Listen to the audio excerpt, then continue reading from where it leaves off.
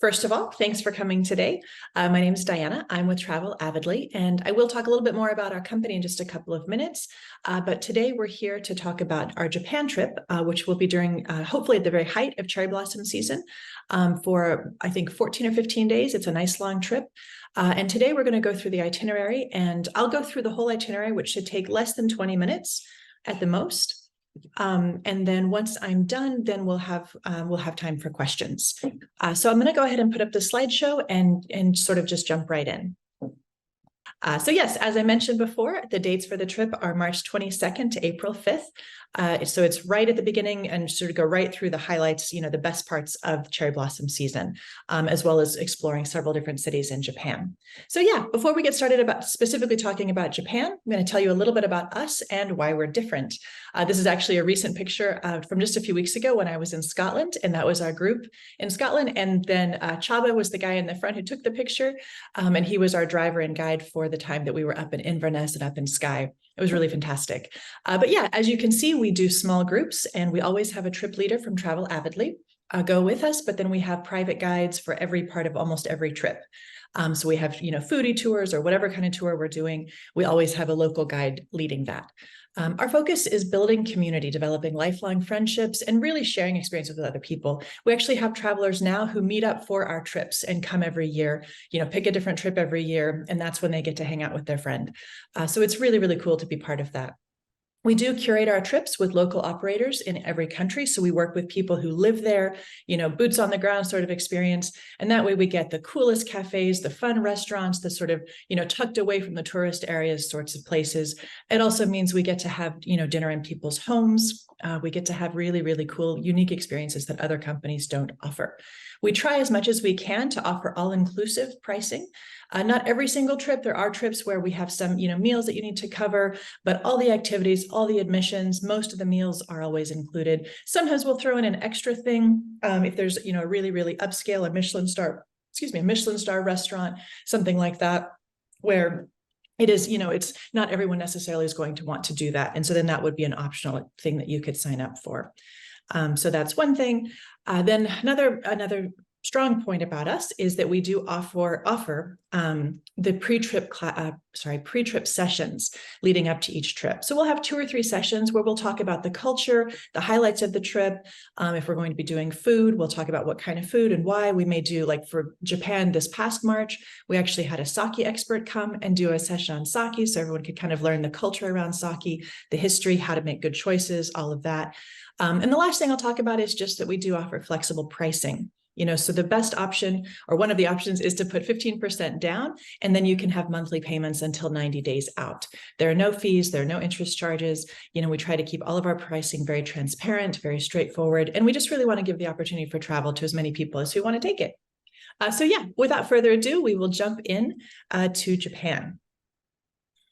So the first day, that's the day that we leave the US. We fly to Tokyo, and so that means the next day we arrive in Tokyo. So we will arrive, it's a pretty long flight, people are a little bit tired, so we'll arrive, check into our hotel, and share a dinner together. There will be some time to walk around a little bit, but we don't have anything really structured, scheduled, anything super structured scheduled for that first day. But this is a nice time to walk around the Botanic Gardens. There are some things that we're going to be able to do that are right around our hotel and that are easy. The next day, we'll spend the day sightseeing in Tokyo. So we'll begin with a tour of Tokyo to really, get our bearings. We'll have a private guide for that. We'll see the Sensoji Buddhist Temple, which is one of the oldest temples with a 55-meter high pagoda. So it's really, really impressive. We'll also visit the Imperial Palace, where the emperor and the family still reside. We'll have the cherry blossom walk through Shinjuku Goen Garden, which is beautiful, where we will see the Meiji Shrine.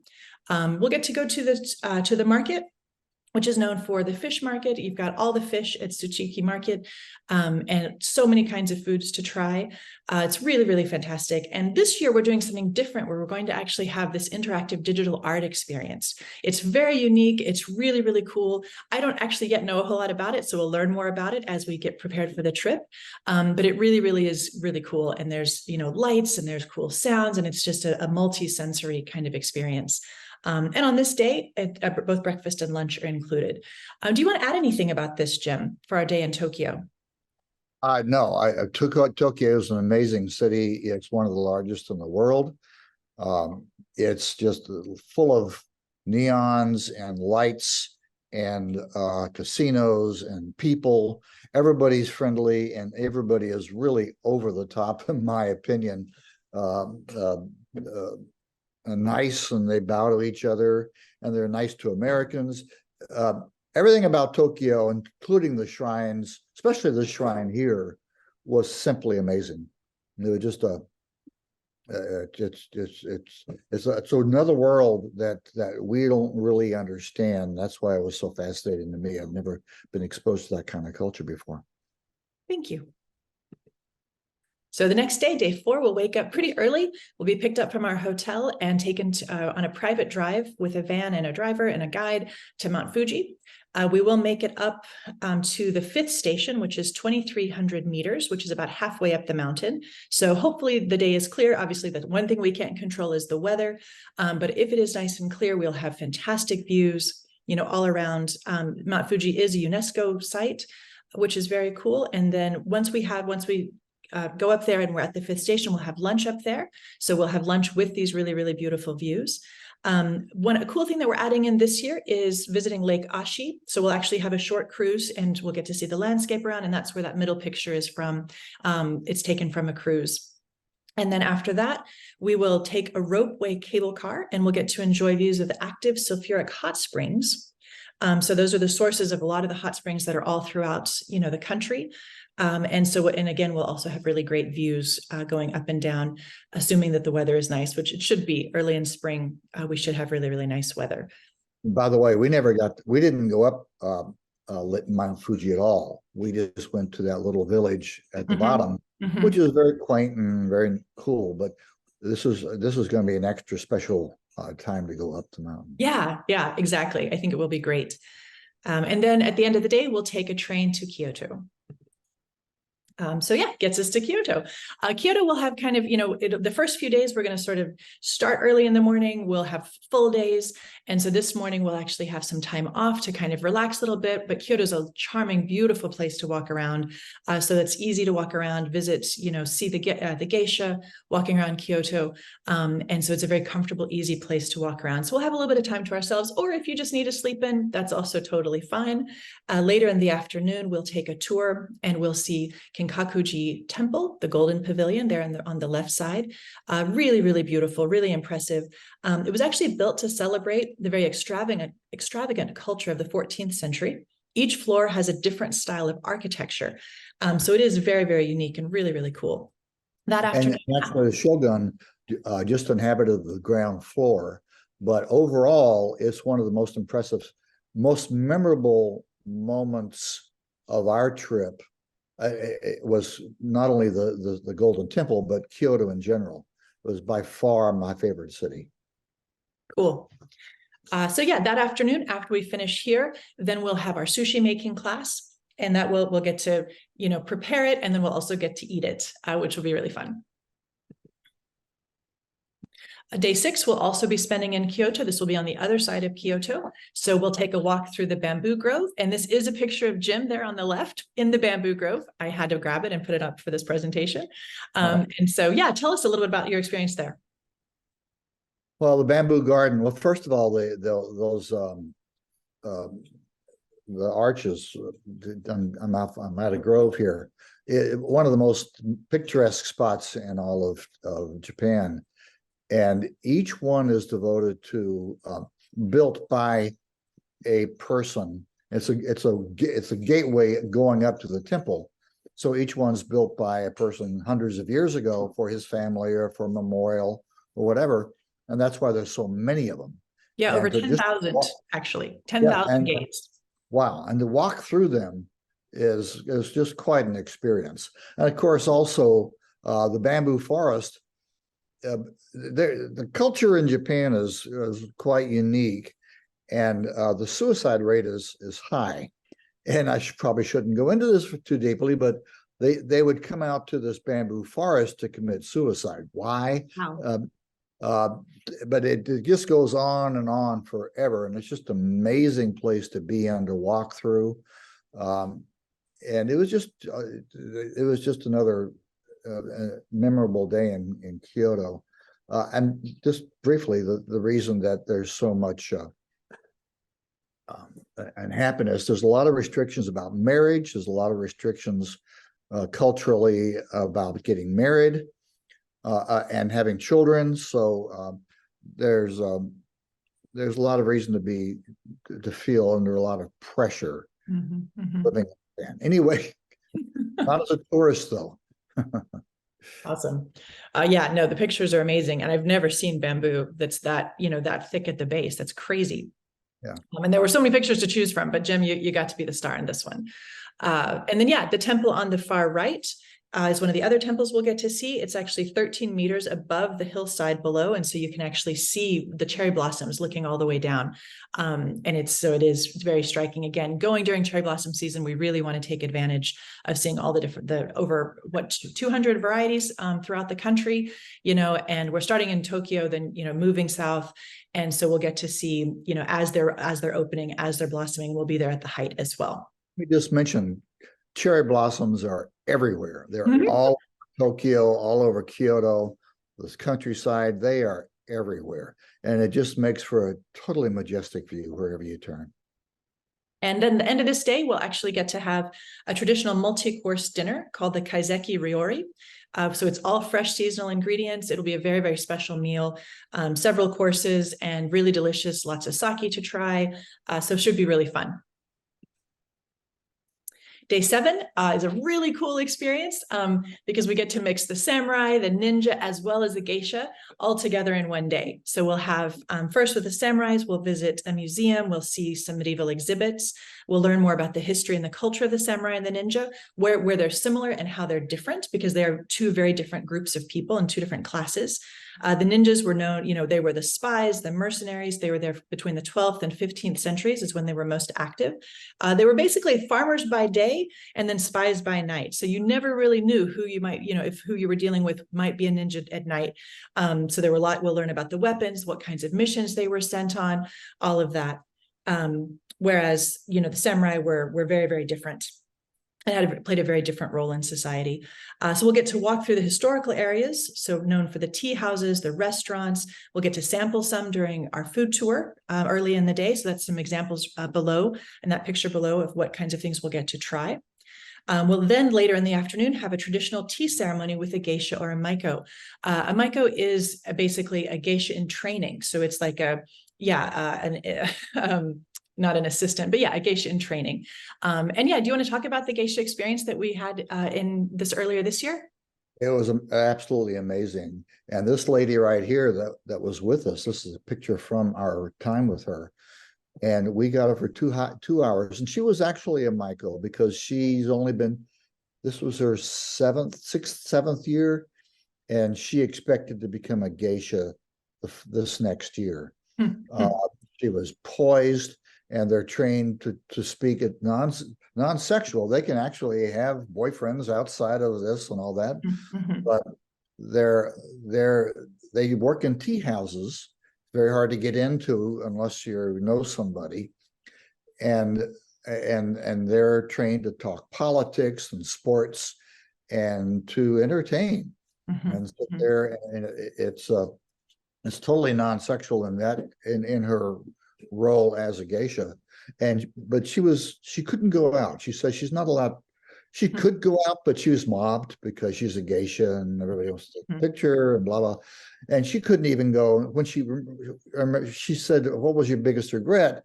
And she says, "Walking by a department store and knowing I couldn't go in and go shop." Wow, interesting. That's fascinating. I think you touch on a good point. A lot of people think that there is a sexual, context here, and there's really not. There's the training, the specialties, the tea ceremony itself, all of that, and kind of doing every step of the process perfect. And then again, the knowledge of politics, being able to talk intelligently about what's going on, and history and culture and all of that is also very important. And yeah, it has absolutely nothing to do with sex. And actually, meeting a geisha, so few tour groups have that opportunity, and we went way out of our way, and with no expense, to get her, and it was quite a special occasion. So that's all. To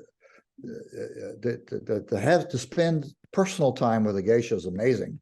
And we had her for 2 full hours. She played cards with us, and nobody beat her. Well, one person one time. And also she had answered questions, which was, I think, really cool. Often if you get a tea ceremony, you don't actually get a conversation, but we had a translator. And so people were actually able to ask questions and, and learn more about her life. Right. So day 8, we will head to Nara and then to Osaka. So Nara Park has, that's the picture on the left with all the deer. You can feed the deer. It's a really, really popular place to stay. We'll stop not for a really long time, but it is a lot of fun to hang out with the deer for a while. We'll also visit the ancient temple complex of Todaiji, which was from 738 CBE. It has a 500-ton sculpture of the Buddha known as Nara Daibatsu, and it's the largest bronze statue in the world of the Buddha. There it is on the right there. The Nara National Art Museum from 1889 has mostly historical Japanese Buddhist art and a lot of ceremonial objects, so we'll get to visit that too. Kasuga Taisha was built by Emperor Tenmu in the 7th century, and this was actually built to help his wife recover from an illness. So since I learned that, I had a bit of a cold, and I was like, I think I need a temple built in my honor. I think that's the next step here because I'm not feeling well. I think that would help a lot. And then after this tour, we'll drive to Osaka and check into our hotel for the evening. So day 9, yes, we'll spend in Osaka. We'll get to see Osaka Castle there on the left. And it's 450 years old. And so it's been around a long time. It's actually been bombed a few times and rebuilt, but always in the same style. Anytime there's been damage, it's been, repaired and rebuilt in the same style. That is probably one of the more memorable moments. We got to tour the entire castle, walk around as much as we wanted to, look at the armaments. It was just an amazing visit, quite a place. And then after that, we'll head to Dotonbori Street. This is, it's got the huge billboards, the food stalls, the restaurants. We'll get to sample food throughout the time there. It's a little bit crazy, a little bit chaotic, but super, super cool, super fun. And then we'll go to Shitonmoji Temple, which was built in 593. And it was the first to be built by the state. It's been burned down a few times, but every time it's rebuilt again in the same style. And I mentioned also that about 70% of the population of Japan practices Shinto. If they practice Shinto. And if you go to any of these shrines that we've been showing here, you'll see people standing in line to wash their hands and then say a moment of prayer to the Buddha statue, and they're on their way for the day. That's so cool. The last thing we'll do for today is actually go up to the top of the observatory there on the right. It's such a cool building. It's hard to get a picture that really captures it, but you can see how it towers above everything else. And you can actually go up there to the very top to the Floating Garden Observatory. And the name of the building is the Umedeskaya Building. And so this will be a fantastic view of all of Osaka. And you can stand up there and there's sort of a big circle where you can look down, and then you can also look out. So it's really, really cool. If you could see my hand motions right now, I keep forgetting I'm not on video. I keep doing large circular hand motions to demonstrate exactly how much you get to see. So that'll be our day in Osaka. Next day, we'll head to Kobe. This is a really special time. And we stayed in the same ryokan earlier this year in March. And it's the Arima Onsen Ryokan. And there's a hot spring there. And then we'll have a really, really lovely, fantastic traditional Japanese dinner. Again, multi-course. It takes a couple of hours. But Jim, do you want to tell a little bit about that experience? Oh my gosh, it was probably the single most amazing meal. Mm-hmm. We had dinner and breakfast, but the dinner was, it may have been 20 or 30 different food options. And wow. they bring all these plates at a large table, and you can kind of serve yourself, but it's full. Mm-hmm. And then in addition, they have some dried fish, maybe a large sardine like that. But that's what you start with, and then they bring sushi, and everybody gets a bento box with many different things stuff, some things you don't know what it is, some things you think you might know. And the service was impeccable. And it was just absolutely the most amazing meal we had. Yeah, this is one of the highlights. I got to plan this and arrange it, and looking at it and talking with them. And yes, and this is also a good point to mention that even in Japan, we can work around any kind of allergies or food issues that you might have. We'll talk about that ahead of time, and then we let everyone know anytime there's a meal involved that's being made for us. We always let them know, so we can definitely work around any kind of food issues and dietary restrictions. A little bit more about the onsen. Like I said, there's the hot springs there on the left. And so this is a day to just relax and soak in the hot springs, really, really, enjoy and hang out with everyone else there. But it's a nice, again, we kind of try to do 2 or 3 days that are fast paced and then have a day that's a little bit slower. And this is just a really, really special day with, as Jim said, a fantastic meal. The Arima, I guess, is the name of the village. It's way up in the mountains. And so we got to walk around a little mountain town with lots of quaint shops, lots of cool restaurants. So it was spend some time soaking in the onsen. But it was just a special day, actually, very memorable, walking around the little mountain town. Excellent. Thank you. All right, our day 11 will still be in Kobe for another day, and this will be our sort of more active sightseeing day. Again, we'll have a guide for today. We'll go to the herb garden there on the left. So there's all kinds of flowers and herbs. It's really, really beautiful. They have over 75,000 herbs and flowers, varieties of herbs and flowers. They have 12 different garden areas with seasonal herbs and flowers by theme. So it's really, really beautiful, and just, again, kind of a peaceful walk through. Before our next stop is in the Hakatsuru Sake Brewery Museum, and you will get to have sample a little bit of sake at the end as well. But this is a really cool time to learn how is sake prepared, how is it distilled. Which, again, before we go, we'll have some education on sake, so you'll kind of know a little bit about it. But then you'll actually get to see how it's made in action, which will be really cool. Then we'll do a driving tour of Kobe with a guide, and the last thing is the Nankinmachi. Visiting Nankinmachi, which was founded in 1868 at the end of the Edo period. And then we'll stay that night in Kobe, in the Kobe City Hotel, before we head to Hiroshima on day 12. So we'll take the train to Hiroshima. And this is a fun day. Everyone's always excited about this. They, taking a traditional calligraphy class. We'll also do a nice tour around Hiroshima, kind of a leisurely tour around Hiroshima, get our bearings. And then, get to take the calligraphy class, and you'll get to learn how to inscribe your family name in this class. Day 13 is a more formal tour of Hiroshima. This is when we'll visit the Peace Memorial Park. We'll go to Miyajima Island and the Itsukushima Shrine. And this is the one that when the tide comes up like it is there, it looks like it's sort of, floating on the water, on the top of the water. A little bit more about the Peace Memorial Museum and the park. This was, as you probably know, Hiroshima was the first city to suffer the nuclear attack. And so it's dedicated to the memories of the direct and the indirect victims. And I know this last in March, you all actually got to speak with someone who'd been affected by that. How was that, Jim? It was the daughter, and up until very recently, you could speak to a survivor. Mm-hmm, right. He was like in his 90s in bad health. Mm-hmm. So we had his daughter come visit, and she gave us a nice presentation, talked about how it is affected. And by the way, they call it Hiroshima.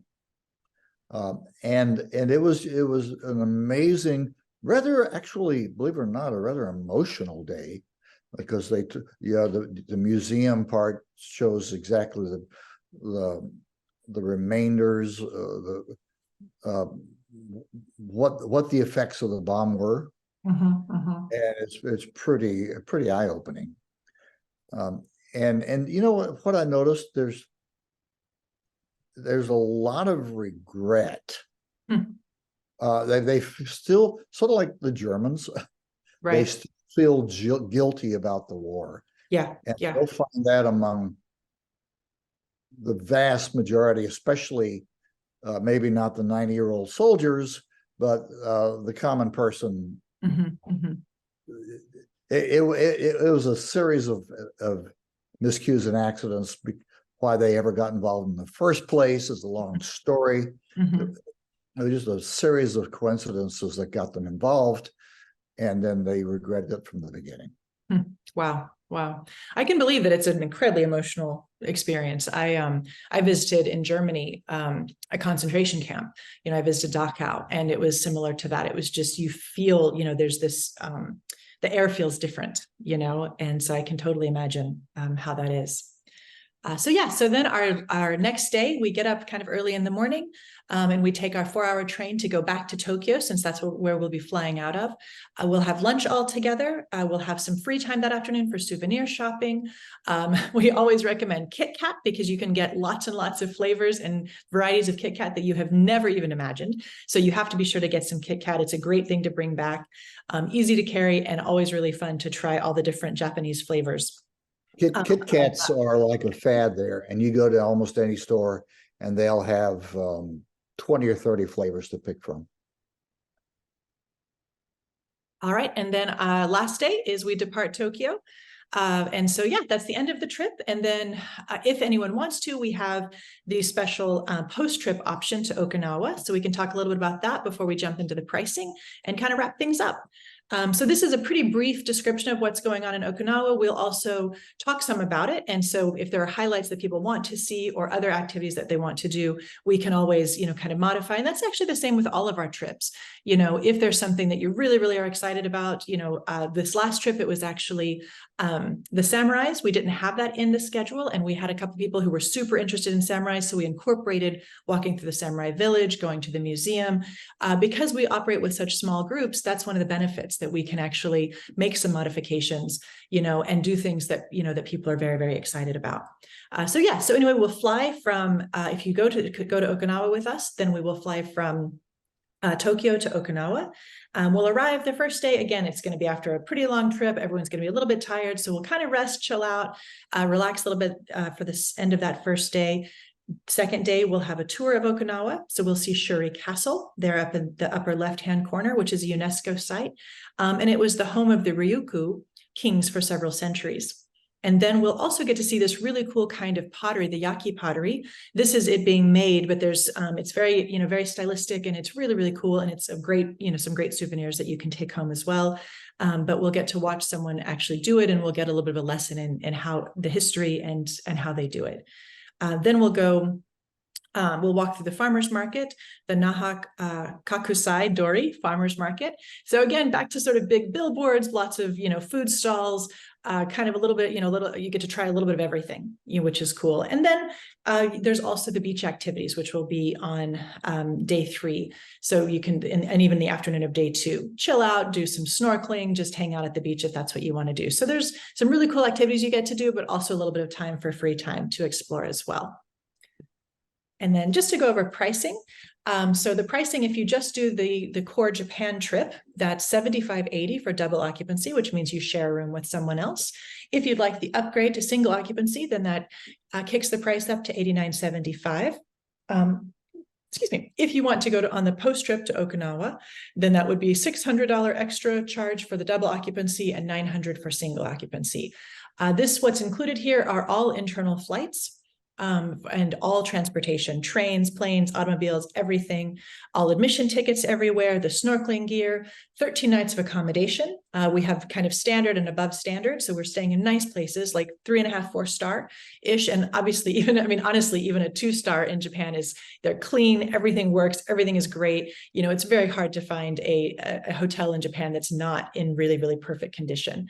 But we'll be staying in really nice hotels. This does also include luggage transport, and it includes most of the meals, about 70% of the meals. There's a few meals that are not covered, mostly when it's kind of a little bit of free time, or, go and try, different cafes in a food market, that sort of thing. Give people a little bit of time and space to explore and try different things. So that's everything. Thank you so much for coming today, for spending time with us. And here's a really fantastic picture that I love of Tokyo.